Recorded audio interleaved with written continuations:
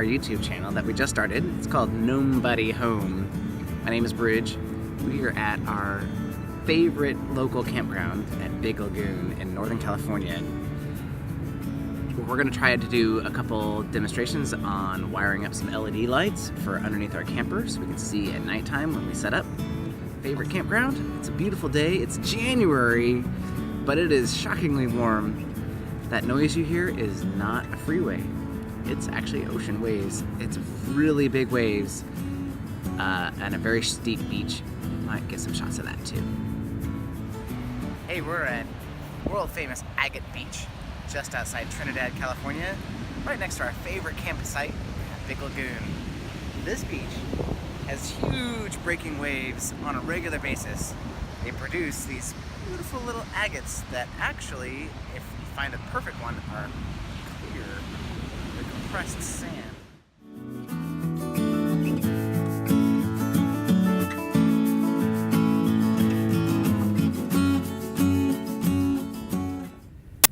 Hi, so we were thinking about some ways to make our camper better for us. And worst case scenario, it's dark, that you have a tire blowout or something, and you need to change the tire and you have no light. So we were thinking about ways we can add some light to our camper. We found these cool little LED lights on Amazon. They're blue. Already, the Falcon has a blue LED underneath the stairs. There's a switch here that turns on the outside lights, and you get this nice blue light here. And we were like, well, I bet you I can find where that power is, where that switched power is, and add more LEDs to it. So I went underneath the camper and I found this switched power line, and I spliced on a new red and black for positive and negative for 12 volts onto it right here.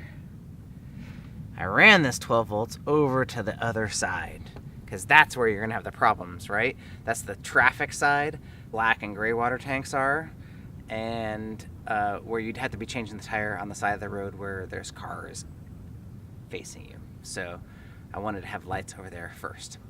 That's what we're gonna do. I already ran this line. Let's go put it in over on the other side. All right, so for this project, for adding some LED lights underneath the camper, we're gonna need a couple parts. First off, LED lights, 12 volt LED lights.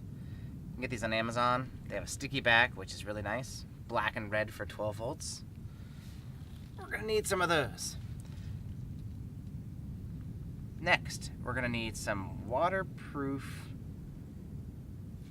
butt connectors. As exciting as that sounds, it's not. They are, you basically stick your bare wires inside on each side, you crunch it down with some crimpers, like these crimpers. They're color coded. Blue goes to blue. Once each side is crimped, then you can melt it with your universal ignition tool. For RVing, I'm finding that you use these for everything. No reason to mess with matches. Just go with the big lighter. These little guys, once they melt, seal the connection and make it a waterproof connection, which is important for underneath your camper. You have a lot of water and road moisture that gets blown up underneath the camper while you're driving, and you certainly don't want to get to your campsite, have the bottom of your camper be wet. Turn your lights on and then have it short out. So waterproof butt connectors, most important. Last thing that you need is the universal pair of snips. These are brilliant. You can pick these up at Home Depot, pretty much anywhere. They are technically electrician or telephony snips. They will cut through wire, they will cut through tin cans, they will cut through plastic, Kevlar, anything you need, and they are universally useful. Great for stripping wire and trimming wire as you need it. now we can get started. Right. So, I already ran some black and red wiring, 12-volt wiring, from this side of the camper over to my switched light that's underneath the stairs. That comes factory. So I ran it in a conduit that goes underneath, basically this ridge line on the camper. From here, I ran a red and black that goes up and over to light my big pass-through closet with a big red LED there. So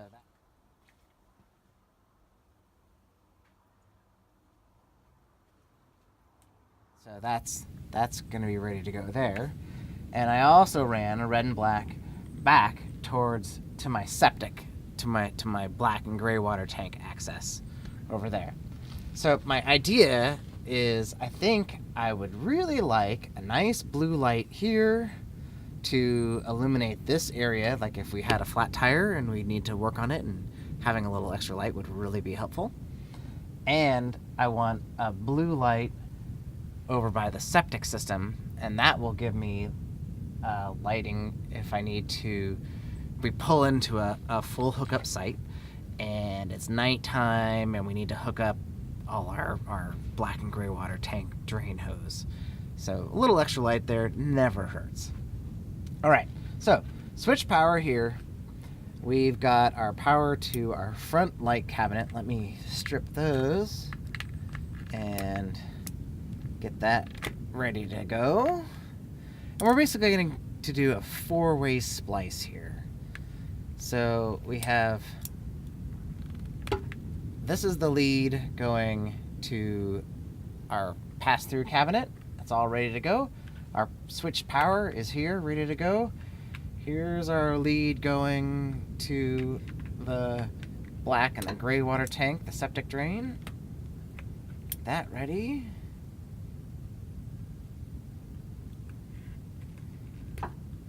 And I like to give these stranded wires a little twist before I try to make a connection. It just kind of keeps them from opening all up and becoming a mess. Nice tight twist makes things go together better. Last but not least, we have our LED tail, and let's strip those a little bit more. These little wires are very thin.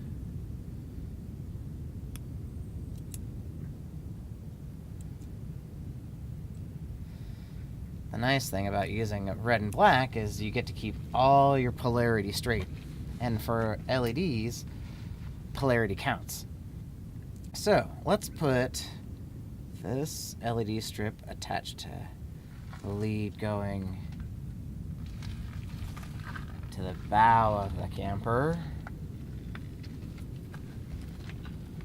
Alright.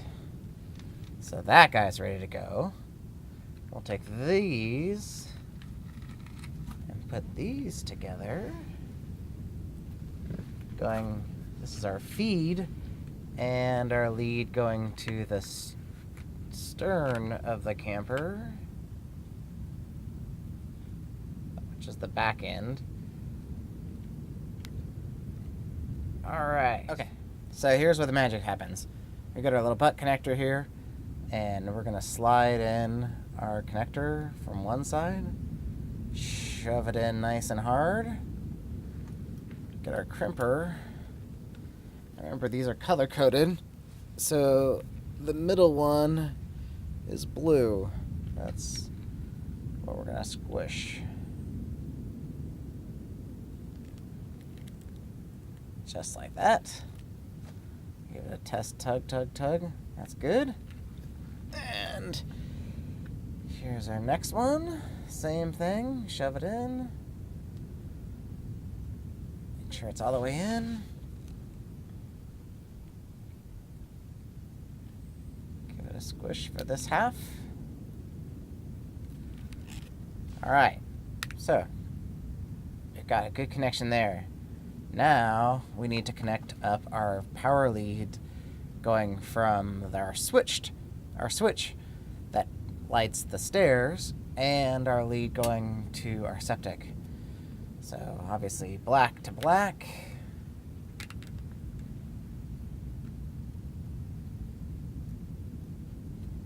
I'll shove that in.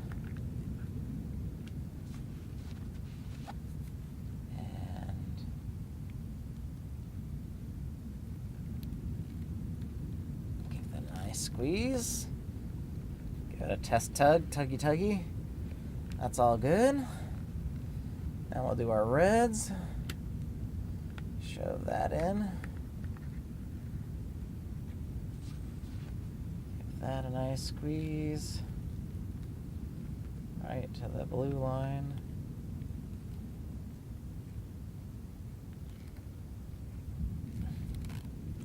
The nice thing about using pliers like this is it doesn't let you squeeze it too hard. So you don't have to worry about crushing your connector and breaking anything. You just stick it into the color that it needs, you squeeze it, and it works brilliantly. Alright, so now we've got all our connections done. We've got power coming in, we've got power going out to the septic, we've got power going to our LED light strip, and we've got power going up to our pass-through cabinet. We need to make these connections waterproof, which is where our universal torch device comes in handy. And even with a little wind, just a little bit of flame melts that plastic, and it like shrink wraps around the wires, which makes it relatively a waterproof connection. And that's all you need to do for each one. Obviously, you don't want to get carried away and burn your camper down or melt anything else that you don't want to get melted. So, if you do use a propane torch, be very careful, because that puts out significantly more amounts of heat. Alright, so now we have a good connection that's waterproof. And just for added security, what we'll do is we're going to tuck this back up into the split loom. All the wiring on the camper is covered in this split loom, which makes it really easy to run additional wiring, because you can just tuck it in and have it all protected. All right, let's see. Our LED light, let's get this ready to go. Gotta make sure there's no debris or grease or stickiness where our light's gonna be. And this LED strip just has a 3M backing. I'll pull that off.